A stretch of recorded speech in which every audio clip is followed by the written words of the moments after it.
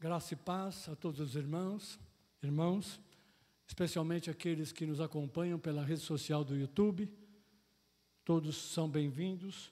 Hoje é um tempo gracioso, precioso da parte do Senhor.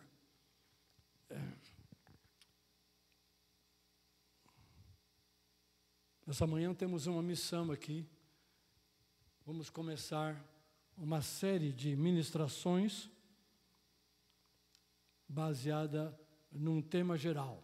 Esse tema é a adoração, a chave para o relacionamento com Deus. Vamos compreender um pouco, vamos abrir a palavra para compreender melhor o que significa a adoração.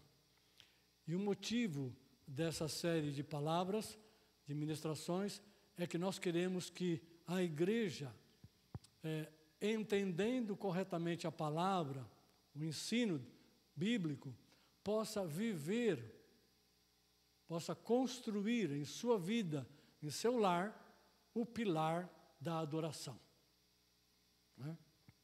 Muito bem. Então, uma igreja que é igreja de Cristo real, é uma igreja estruturada em alguns pilares. E o que nós estamos abordando hoje aqui é o pilar da adoração. Especificamente hoje, a primeira parte, a primeira ministração, vamos tentar responder aqui uma pergunta. A adoração é culto ou serviço a Deus? Porque você encontra na palavra, em vários lugares, relacionado com culto, outra hora com serviço, enfim. É uma coisa ou é outra? Ou será que são as duas coisas? Então, vamos tentar responder essa pergunta através das Escrituras. Se você prestar bastante atenção, vai ser mais proveitoso. Não precisa abrir a sua Bíblia. O resumo desta ministração estará, no máximo, até amanhã, nas redes sociais da igreja, e assim você vai poder refletir ou considerar um pouco mais, meditar um pouco mais sobre isso. Muito bem. A primeira coisa que nós queremos levantar aqui, e tudo começa no Gênesis, que é o livro dos começos. Então nós temos ali, Deus criou todas as coisas, além do homem e a mulher, e aqui no capítulo 2, versículo 15, diz: e formou o Senhor Deus o homem, o ser humano, e o pôs no jardim do Éden para lavrar ou cultivar e guardar. Colocou o homem no jardim do Éden para cultivar e o guardar. Então, quem criou, quem plantou o jardim foi Deus, que fez todas as coisas. E Ele deu uma responsabilidade para o homem, cultivar ou lavrar o jardim e guardar. Duas coisas muito importantes. Essa palavrinha, lavrar ou cultivar, é uma das palavras que mais se apresenta no Antigo Testamento relacionado com a adoração. Normalmente ela não é traduzida como adorar, mas como culto, como servir, como cultivar, como eu mesmo disse. E essa palavrinha chama-se abade, ou abade, tem esse sentido. Então, Deus criou o ser humano para cultivar, cuidar da terra, guardar o jardim, primeiramente o jardim, e lavrar. E esse é um ato de adoração. Ou seja, o homem estava fazendo algo pela vontade de Deus, de acordo com a sua vontade, a forma, no lugar que Deus estabeleceu, o jardim do Éden. Então, esse é um lugar especial, não é apenas um jardim, ou um pedaço de toda a terra que Deus criou. Este é um ambiente espiritual, acima de tudo, mais do que físico, mais do que natural. E nesse ambiente espiritual, Adão e Eva serviam, adoravam, obedeciam, cultuavam, faziam a vontade de Deus. Eram responsivos, eles respondiam ao Deus Criador. Pega esta expressão, que é muito importante. Quando o pecado entrou, aí você vai lá para Gênesis 3:23, está escrito: o Senhor Deus, pois, o lançou fora do jardim do Éden, para lavrar a terra de que fora formado. O pecado não permitia mais que eles ficassem no jardim do Éden. A comunicação com Deus foi quebrada para, né, uma forma completa, né? Então não era mais possível permanecer ali. Então ele diz que ele lançou fora Adão e Eva desse lugar especial. E o que sobrou para eles fazerem? Lavrar, é a mesma palavrinha, lavrar a terra, o resto da terra. Lavrar a terra significava que eles iam cultivar, cuidar da terra da qual eles foram tomados. Porque o ser humano é constituído de todos os elementos que contém na terra. Então, agora, ao invés de adorar, cultuar ao Senhor, eles estavam se ocupando com a terra, com aquilo que eles foram formados, demonstrando, sinalizando que a partir de agora o homem ia cuidar das coisas que diz respeito a si mesmo, a sua humanidade caída, debaixo do pecado, e não ia mais cuidar das coisas do Senhor, não mais cuidar daquilo que era do interesse de Deus. Esta é a distinção entre cultuar no jardim do Éden e lavrar a terra fora do jardim do Éden. Muito bem. Essa palavrinha também é encontrada em outros lugares, que tem umas particularidades. Eu vou ler. Em Êxodo capítulo 3, versículo 12, diz o seguinte: Deus falando com Moisés, e disse: certamente eu serei contigo, e isto te será por sinal de que eu te enviei. Ou melhor, quando houveres tirado este povo do Egito, quando tiveres tirado este povo do Egito, servirás a Deus neste monte. Deus falando com Moisés.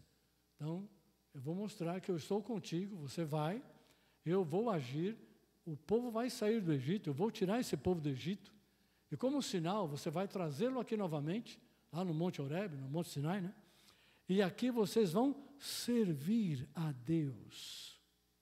A palavra servir aqui é a mesma que está lá em Gênesis 2:15, em que Deus deu para Adão e Eva, né, a missão de fazer. Então, servir aqui era sacrificar. Agora, porque tinha que ter uma oferta de sangue por causa do pecado.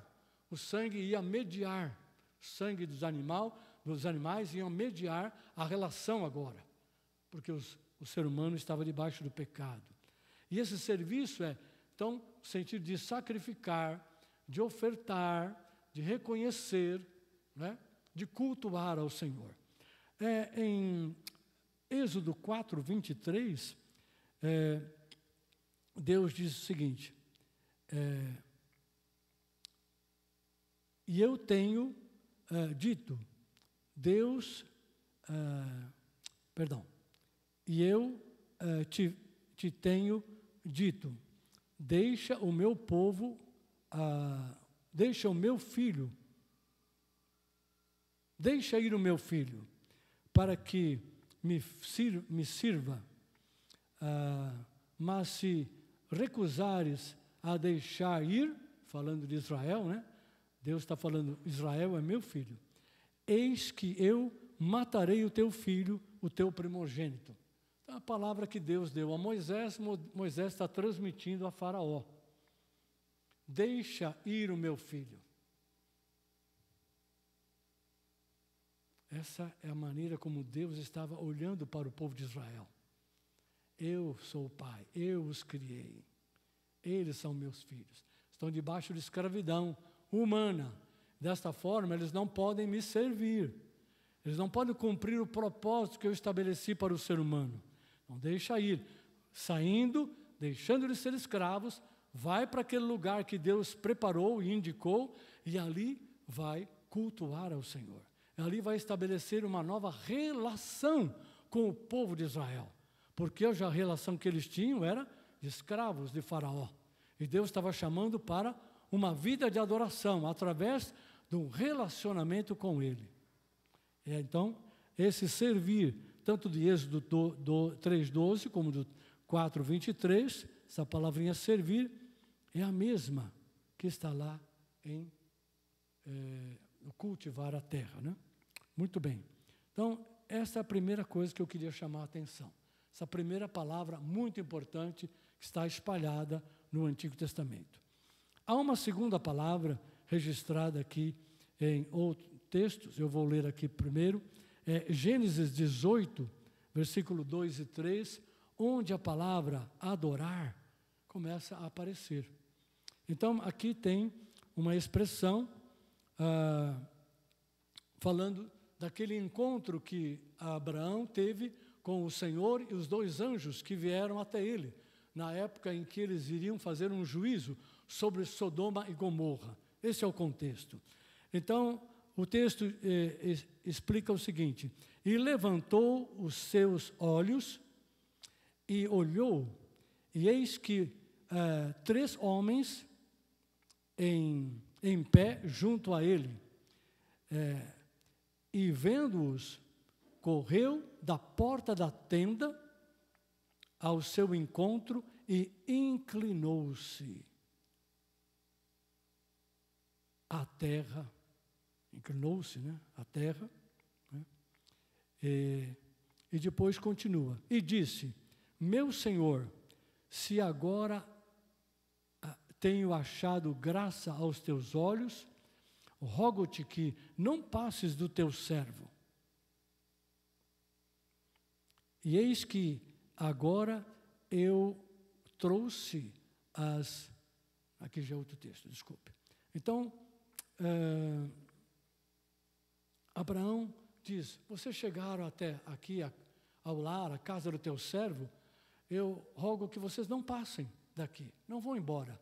Fiquem, recebo vocês como hóspedes, com toda a honra que o hóspede devia receber, como era também um hábito cultural do Oriente Médio, né?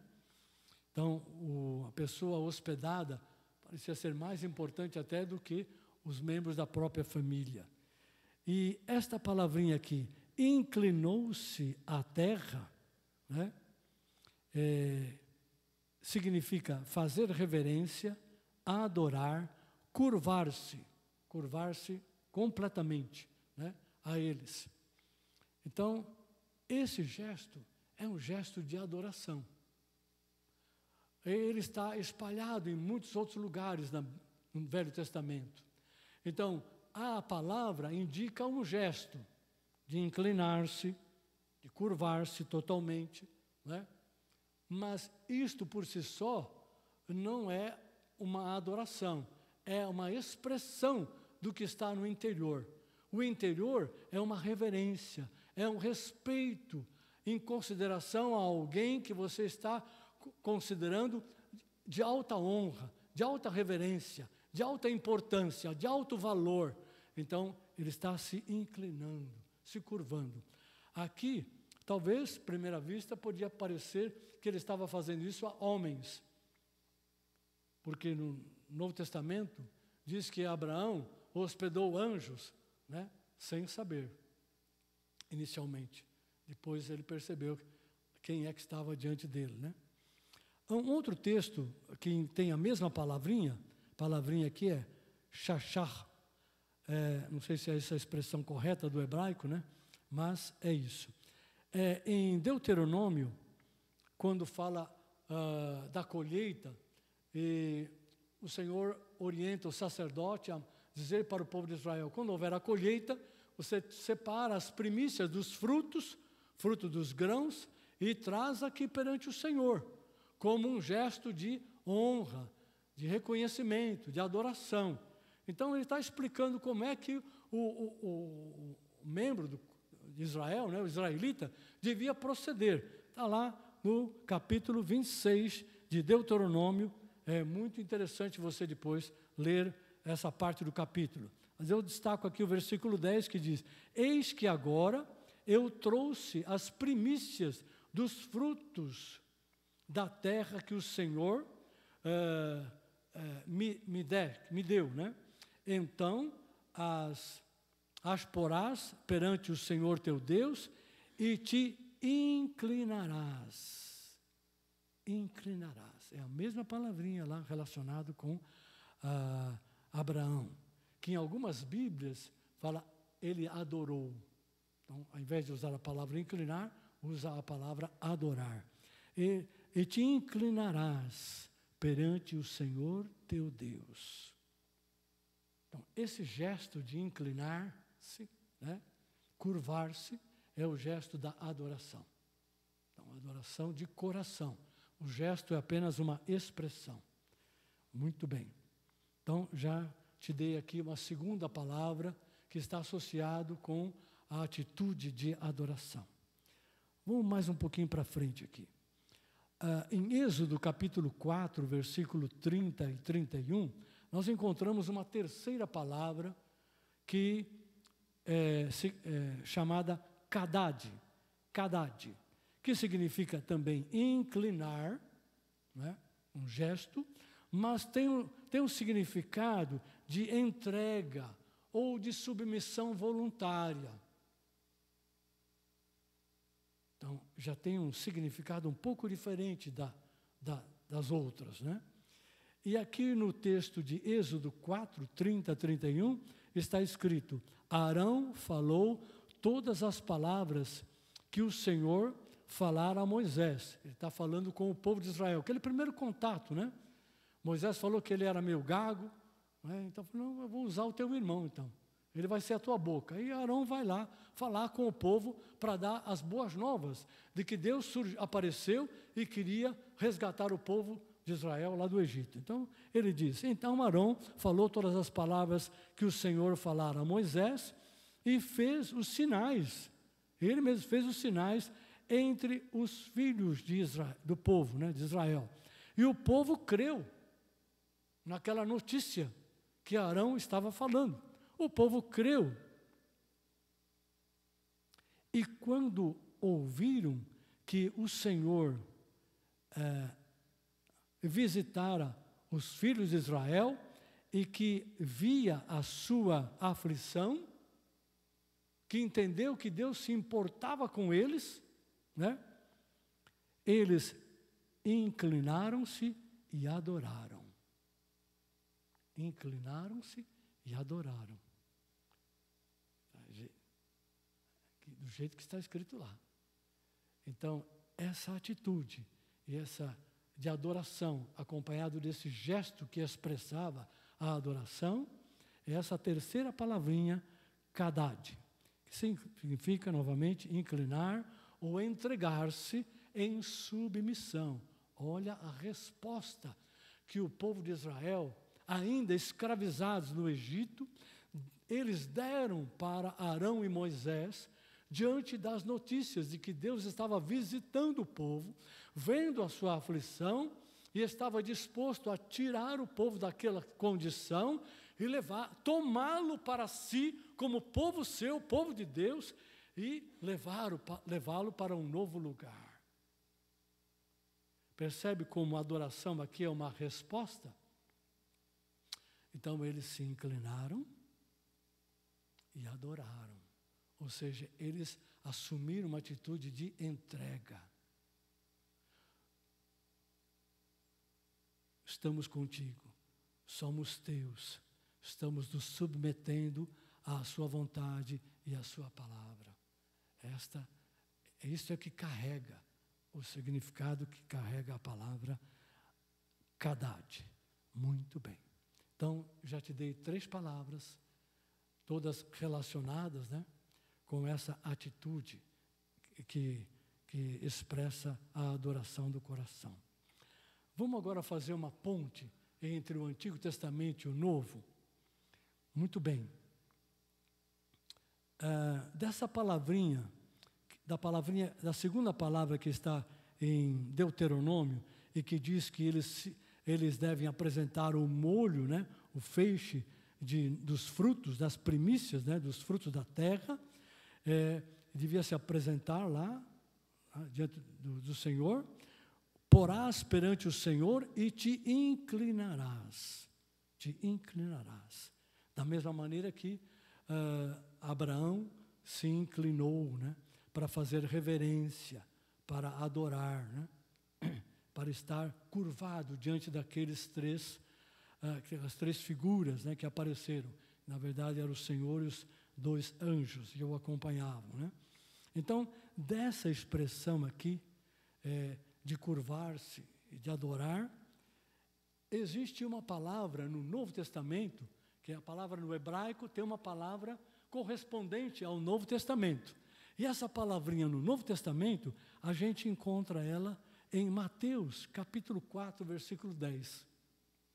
É um lugar precioso. O que está escrito em Mateus, capítulo 4, versículo 10? É a tentação de Jesus, que ele sofreu no deserto, né?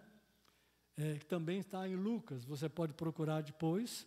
Mas ali no versículo 10 do capítulo 4, diz assim, novamente, falando da tentação do maligno, né? Novamente o diabo, né, transportou para a um monte muito alto e mostrou-lhe todos os reinos do mundo e a glória deles. E disse-lhe, o diabo disse a Jesus, tudo isto te darei se prostrado me adorares. Prostrado, inclinado, entregue, me adorares. A palavrinha no grego aqui é proskineu. Esta é a palavra que corresponde àquela palavra lá que eu citei de Abraão, né? E do adorador que vai levar os frutos da terra perante o Senhor como primícia. Esse proskineu, no Novo Testamento, é prostrar-se em adoração. Muito bem. E, colocando de uma outra maneira, essa palavrinha no grego, ela significa ajoelho-me para estar em obediência para adoração.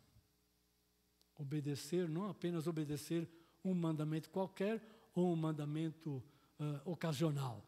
Ajoelho-me para estar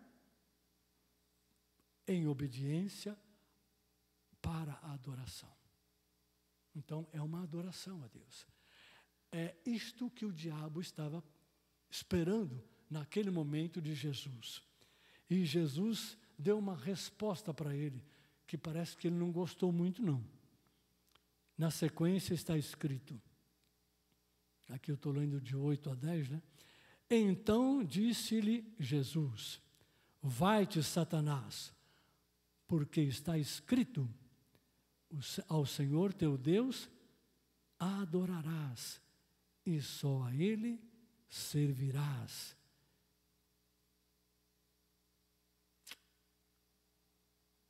Ao Senhor teu Deus adorarás, e só a Ele servirás.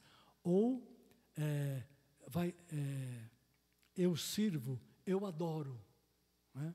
Então, essa palavrinha aqui é que a palavrinha que corresponde à atitude que Abraão tomou, que corresponde à atitude que o adorador devia fazer ao levar as primícias, né, dos frutos da terra. Então, é a mesma atitude, é a mesma coisa. Só mudou a língua do hebraico para o grego. Então, aí é um ato de adoração. O diabo queria que Jesus se prostrasse, se entregasse completamente, né? Não apenas fisicamente, né? Mas adorasse. Ou seja, ele se entregasse para fazer a vontade. Eu me ajoelho em obediência para servir, para fazer a sua vontade. Aqui, o diabo, ou Satanás, como ele diz, jogou uma carta alta. Ele jogou tudo, porque já havia 2 tentações e Jesus tinha respondido e se desviado de cair na armadilha de Satanás. Mas aqui ele foi mais forte. Por isso que ele diz que levou a um monte alto, mostrou todos os reinos deste mundo e a sua glória para tentar seduzi-lo, né, com máxima força. E Jesus falou, não vai dar não, você chegou atrasado, eu já estou comprometido. A palavra de Deus diz, ao Senhor teu Deus adorarás e só a Ele prestarás culto. Mas quando Jesus disse isso, o Evangelho de Mateus não tinha sido escrito ainda. Então, que palavra que ele falou? Deuteronômio, capítulo 6, verso, onde está lá? Capítulo 6, Deuteronômio, capítulo 6. Depois eu dou o versículo para você aqui. Está aqui em algum lugar. Então, Jesus citou o texto do Antigo Testamento. Um texto que toda criança em Israel aprendia muito cedo. Que todo adolescente sabia de cor, de trás para frente, de frente para trás. Ao Senhor teu Deus adorarás e só a Ele prestarás culto. Então, é isto o que esta palavra, né, tem a ver. Muito bem. Mas tem uma outra palavrinha que eu quero colocar aqui para você. Ou melhor, ainda mais um exemplo desta palavra que Jesus usou aqui, né? Em João capítulo 4, naquele encontro que Jesus teve com a mulher, quando eu prego a palavra, o ponteiro do relógio vai mais rápido do que quando eu estou fazendo outra coisa. Muito bem, aqui em João capítulo 4, no encontro de Jesus com a mulher samaritana, ela diz para Jesus, nossos pais adoravam neste monte, e vós dizeis que é em Jerusalém o lugar que se deve adorar.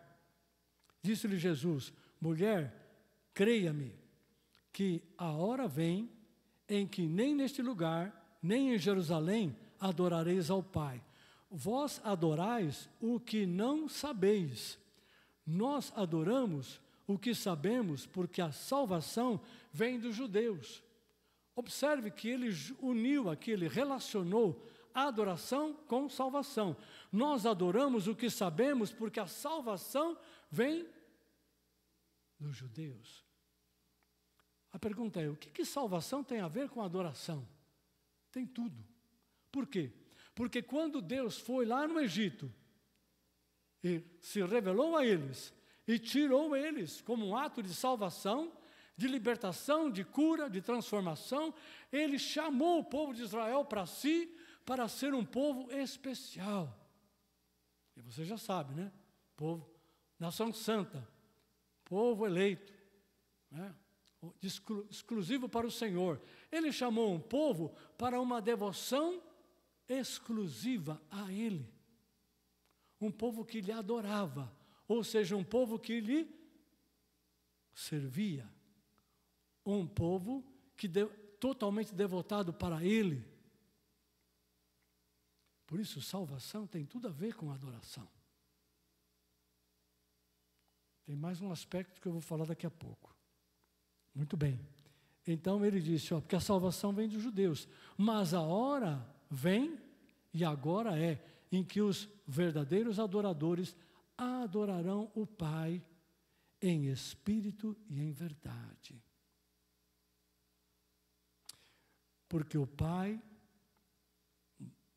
procura a tais que assim o adorem.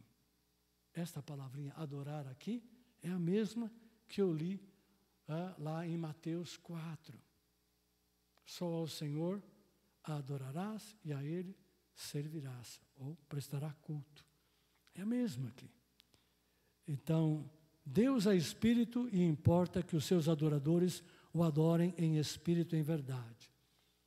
Adorar em espírito e em verdade significa que o ser humano vai estar numa condição de se relacionar com Deus.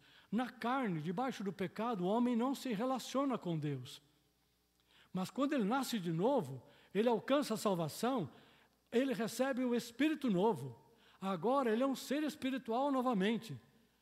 Um ser não apenas que sente, tem sentimentos físicos ou emocionais.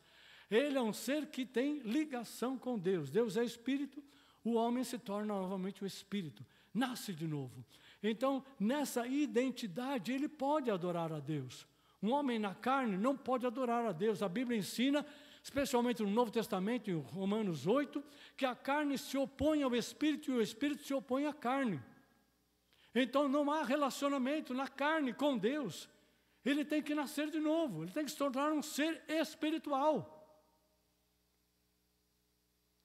Por isso é que Deus busca adoradores que adoram em espírito, que nasceram de novo, que se identificam com Ele. E em verdade, é porque Deus estabelece pela verdade ou pela palavra a maneira como Ele quer se relacionar, ou a maneira como Ele quer ser adorado. No Antigo Testamento tinha a ver com local. Aqui Jesus está dizendo, ó, não há nem neste monte, nem em Jerusalém. Vem a hora em que vão adorar em espírito e em verdade. Não está mais preso a um local geográfico, nem a um punhado de rituais específicos, que naquele tempo era importante, mas era provisório. E Jesus está mudando o parâmetro, está mudando a referência.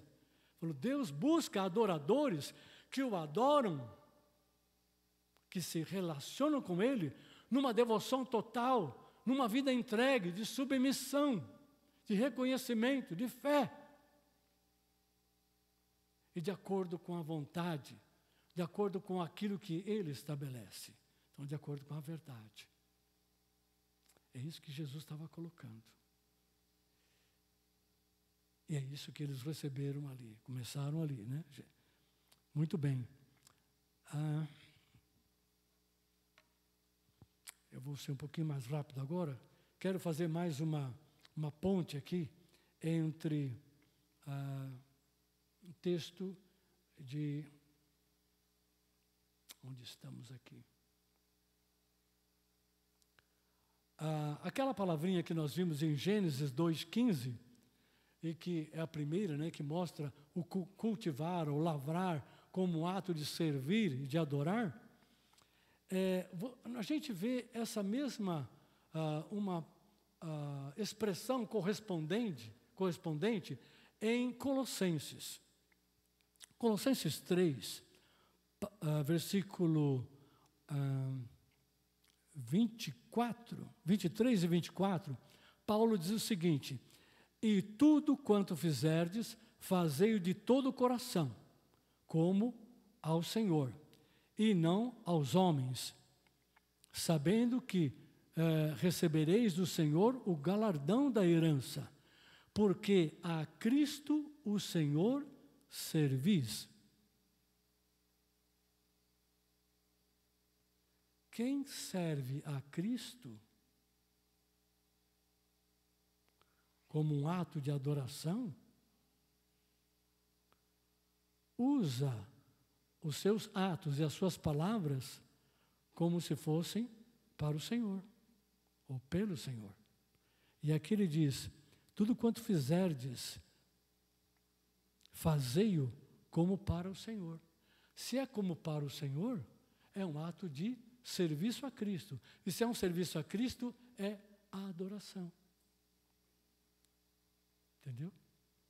Do mesmo jeitinho que Deus estabeleceu para o homem Adão e Eva lá no Jardim do Éden.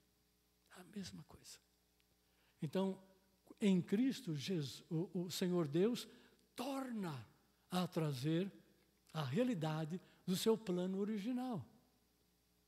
Não estamos no jardim do Éden, mas nós estamos vivendo um nível espiritual. Estamos na terra, esta terra de pecado, de injustiça, mas espiritualmente estamos ligados com Ele. Pertencemos a Ele, estamos no corpo dEle, fazemos parte da morada dEle, do templo dedicado a Ele. Então, se você usa o seu trabalho para servir ao seu patrão ou às coisas deste mundo, isso não é um serviço dedicado a Jesus. Mas se você usa o seu trabalho, tudo aquilo que você faz, as boas obras, a sua dedicação, a sua habilidade, etc., não importa para quem você está trabalhando, mas se você faz isso como se fosse um trabalho para o Senhor, Ele vai receber isso como um ato de adoração. Porque adorar ao Senhor não é algo restrito a um culto, a um evento, a uma reunião de adoração, a um tempo de adoração, a um momento de adoração. Adoração é um chamado para a vida com Deus. Relacionamento com Deus. Como a fé também não é um ato que você usa, uma atitude, quando tem uma necessidade, um problema, um desafio. Então temos que usar a fé para remover a montanha. Temos que usar a fé para trazer cura. Não. A Bíblia é muito clara em Romanos, capítulo 1, que diz que o meu justo viverá por fé. Fé é meio de vida. É o meio pelo qual nós vivemos a vida de Deus em nós. A adoração é a forma como nós nos relacionamos com o Senhor.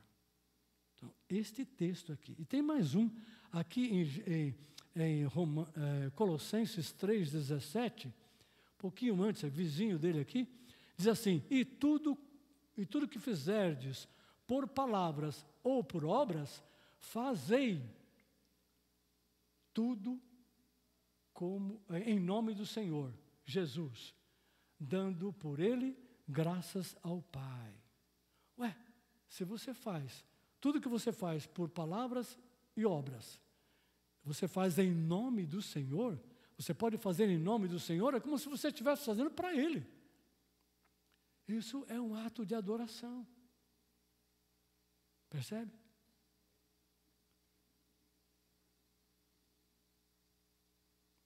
E isso nos remete para Romanos 12:2. Transformai-vos pela renovação da vossa mente. Não, versículo 1, né?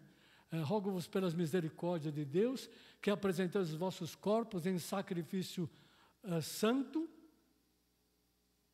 e agradável a Deus, que é o vosso culto. Esse culto aqui é exatamente isso. Essa adoração racional, lógica, né? E como consequência diz, e não vos identifiqueis, né? não se conformem, né? Não se moldem ao mundo, mas sejam transformados pela renovação da vossa mente, para que experimenteis a boa, agradável e perfeita vontade de Deus. Está vendo? Vida de adoração é uma vida em que você aprende a fazer a vontade de Deus, e isso agrada a Deus. É Ele que estabelece o como e por quê. Muito bem. Então, para finalizar a minha palavra, eu tenho algumas conclusões aqui. A primeira é: a adoração é uma resposta do ser humano ao seu Criador. Nunca é uma iniciativa, é sempre uma resposta a algo, né? Primeiro, a sua própria criação. O motivo pelo qual Ele nos criou o ser humano é para adorá-lo, para gozar da sua presença para sempre. Né? Como vocês não são presbiterianos, vocês nunca leram o catecismo presbiteriano, mas a primeira coisa lá do catecismo de Westminster, né, do presbiteriano, né, diz que o propósito de Deus no homem é porque Ele criou o homem para adorá-lo e gozá-lo para sempre. Os que já foram presbiterianos digam amém. Eles já sabem disso. Isso aí. Eu sei que sabem. Segundo motivo, segunda conclusão aqui, a adoração é a forma de relacionar-se com o Deus Criador. Então, a adoração é a forma de relacionar-se. Terceiro, a adoração aceitável que ele recebe é aquela que Deus estabelece por ele mesmo. É claro, se é a forma de relacionar-se, ele estabelece as condições, como, aonde, por quê. Senão, não recebe. Veja que ele recebeu a adoração, a oferta de Abel, mas não recebeu a de Caim. Vai dar uma olhada no texto e você vai ver exatamente isso. Caim não andou debaixo do modelo de Deus. Não foi aceito. Abel andou. Então, a adoração aceitável é aquela que ele estabelece por ele mesmo, e não o que os outros dizem que vão fazer. Né? Então, isso me dá aqui a chance de apresentar uma frase que nós temos que gravar no nosso coração. Depois você vai ler. A adoração aceitável é baseada no verdadeiro conhecimento de Deus e de acordo com a sua vontade. A adoração verdadeira, o aceitável, é baseada no verdadeiro conhecimento de Deus em verdade e de acordo com a sua vontade, em espírito e em verdade. É isso aí. Isso é em espírito e em verdade. É Deus que estabelece, né? Quarta conclusão aqui que eu acho importante. Culto e serviço se mesclam como forma de adoração a Deus. Então, por esses textos, poderíamos ir mais longe, tem muito material em toda a Bíblia, mas nós íamos chegar à mesma conclusão. E com esses poucos textos eu já posso mostrar isso. Culto e serviço são coisas semelhantes, se mesclam, né? Lá em Colossenses fala de serviço. Lá nos atos de adoração do Antigo Testamento, especialmente ali segundo a lei, fala de culto. Mas eles são intercambiáveis. Então, culto e serviço se mesclam como formas de adoração a Deus. Quinto ponto, em Cristo podemos ter uma vida de adoração, e não apenas atos de adoração. Uma vida de adoração aceitável ao Pai, como Ele sempre quis. E aqui tem alguns textos que você vai consultar depois, né? E que fala sobre isso. Glória a Deus por isso. Então, querido, meu tempo aqui, um pouquinho além do que eu esperava, eu utilizei para tentar responder essa pergunta. Adoração é culto ou serviço? Medite sobre isso depois, tá bom? A minha conclusão é que é tanto culto como serviço. E a adoração não é algo que você faz em determinados momentos, em determinados lugares, específico. E terminou ali, a gente não mais adora a Deus. Né? Não está restrito a um show, um evento, um culto, uma reunião de culto, ou algum momento específico qualquer. Não está restrito a um local ou uma circunstância. A adoração é a forma que Deus estabeleceu para que a sua criação, o seu povo, comprado com o sangue de Cristo, se relacione com Ele no tempo, no espaço e na eternidade. Porque se você for lá em Apocalipse 22, 3, a Bíblia diz que o povo de Deus, que pertence a Jesus, que faz parte do corpo de Cristo, né? O povo que ele alcançou com seu próprio sangue, que vai viver a vida eterna, vai servir a Deus e ao Cordeiro para sempre. E servir lá no versículo 3 de Apocalipse 22, é exatamente isso que está aqui em Colossenses. É aquilo que está em Mateus 4:10. É a mesma coisa. Então, Deus nos chama para servi-lo, para se relacionar com Ele em total devoção, no tempo e na eternidade. Aleluia. Eu paro aqui, tá bom? Em breve a gente vai voltar com a segunda parte deste assunto. Glória a Deus. No próximo domingo, nós teremos se comemora a Páscoa, né?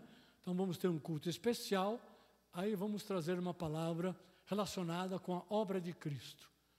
O que é que a crucificação trouxe para nós, né? O que a obra de Cristo na cruz gerou, né? A partir daí, e que nos alcança em verdade e de fato, né? É isso que nós vamos trabalhar. Então, amados, vamos ficar em pé agora. Os irmãos do louvor, da música, tome o seu lugar. Vamos agora aqui adorar ao Senhor com este cântico. Vamos expressar pouco da nossa devoção ao Senhor através desse cântico. Glória a Deus. Bendito seja o Senhor.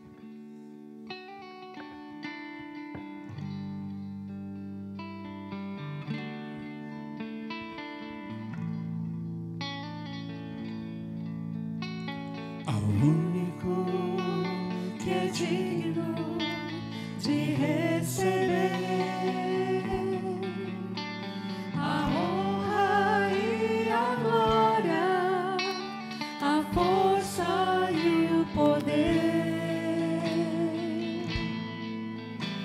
ao Rei eterno, imortal, invisível, mas real, a Ele ministramos o louvor. Ao único que é digno de receber a honra e a glória, a força e o poder, ao Rei eterno, imortal, invisível, mas real, a Ele ministramos o louvor.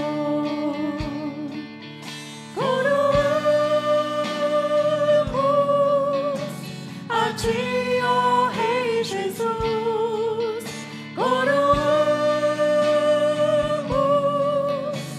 a Ti, ó Rei Jesus, adoramos o Teu nome, nos rendemos aos Teus pés, consagramos todo o nosso ser a Ti. Coroamos a Ti, ó Rei Jesus, coroamos a Ti, ó Rei Jesus, adoramos o Teu nome, nos rendemos aos Teus pés, consagramos todo o nosso ser a Ti, consagramos todo o nosso ser a Ti, consagramos todo o nosso ser a Ti. Ao Senhor a glória, a honra e o louvor para sempre. Te adoraremos, Senhor, para todo sempre. Fomos criados para o louvor da Sua glória.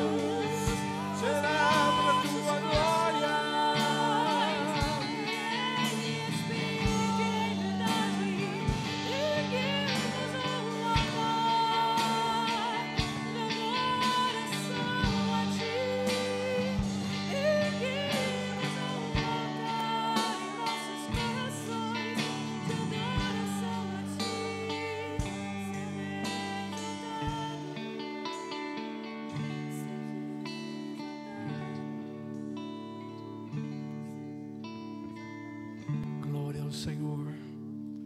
Não há outro como Jesus.